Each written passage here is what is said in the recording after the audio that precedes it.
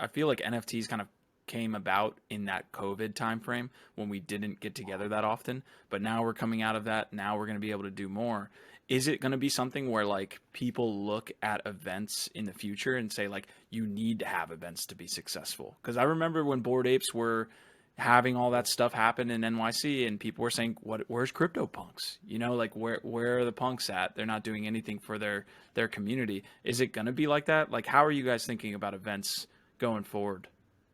I think so, to some degree. Whether or not you have a digital footprint with your events and you're doing them in the metaverse, or you're doing IRL stuff, there has to be some sort of interaction with your fan base, with your user base that isn't just based in Discord and Twitter. And I think like your juxtaposition of the punks versus the apes. So now we've got Yugo owning some of the IP, or at least rights to the IP with the Meebits and the punks. I'm curious to see what they're going to do with that, because remember when months ago when it was like, oh, when are the apes going to flip the punks? Eventually they did, and it just seemed like an inevitability because Larva wasn't doing anything from a marketing, community building, outreach standpoint, and the apes were. Even if it was so much of it was led by their users initially, they built a lot of this brand on the back of IRL meetups. Like I'd gone to Vegas ape meetups, and it was like just 20 of us, but that's real kinship and that's real visibility for your brand.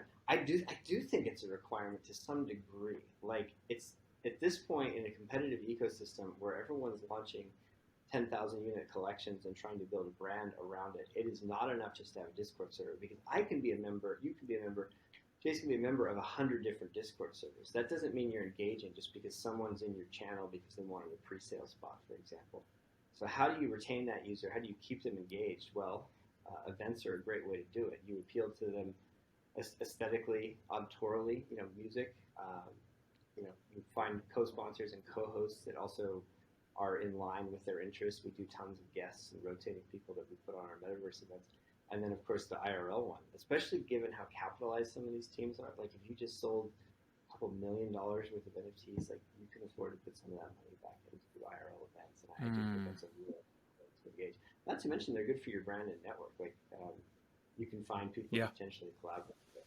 So, yeah, I do think, I don't know that it's absolutely required, especially in a digital space. But if you are trying to punch through the noise, having a physical presence at real world events is certainly a good way to do that. And it also digs the like knife in deeper of you being a fan, right? Like I was Yeah, walking the conference floor this morning, and there's Frankie Nines from Sepducks, and I'm like, oh my god, like this is so cool. yeah, So you can That's. like Mhm. be you can be a fan, and it's like meeting someone that maybe you're used to just seeing online or seeing their face on interviews like this, and to kind of see beyond that avatar or something like that and have a real conversation. I think it, like we keep saying, creates a true fan, and that's super cool. Right?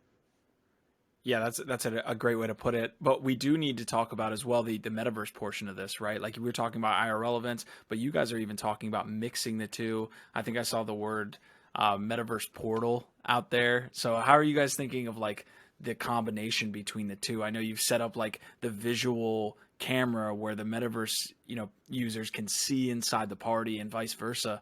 Like, what do yeah. you guys think about mixing both of those at your events? Yeah, we want to. That's the intention. There's obviously hard costs with all of that, but we've been consistent with metaverse events since June of last year. So we're almost fully smoked. So come this May, we'll have done one monthly big metaverse event every month since we launched Dreamloops back in June of 2021. Um, and I would love it if we could do at least twice yearly blended IRL metaverse events. And I think so. The play there is like you have entertainment, and you're simulcasting your entertainment to the metaverse, but also for your IRL guests, and people can choose to participate any which way they want or both.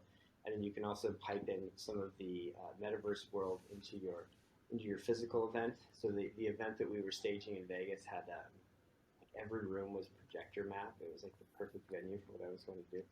And so you could take individual clients and say crypto voxels. Someone's going to steal this idea as I tell them exactly how to do it. You could take individual clients and crypto voxels and then just take that and projector map it to a wall, and suddenly you get a 3D representation of the Mm. space.